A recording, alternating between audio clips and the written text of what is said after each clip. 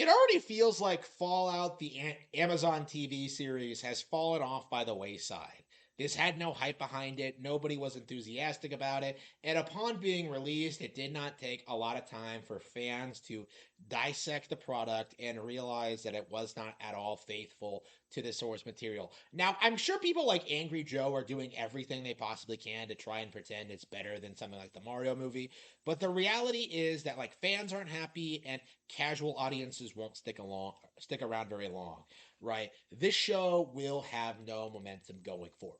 And right now, it does kind of feel like this is going to be a repeat of the Witcher situation, in which certain people pretend this show is great for like the first couple of seasons, but then like slowly the problems start becoming more apparent, and then and then people start becoming more critical of it until the show is unceremoniously canceled.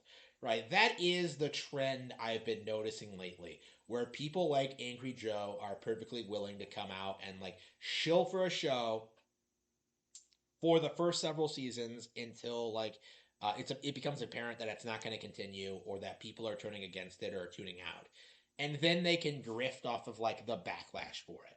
Right. The reality of the situation is, these video game adaptations are not doing very well. Right? They're not popular. They're not good. They're not like good for fans. The reality is that gamers need to be a bit more willing to condemn creators for taking such liberties with their IPs, right? Halo, I think, is an example of a franchise that everyone was upset about, but I think the same could be true for The Witcher and Fallout, right?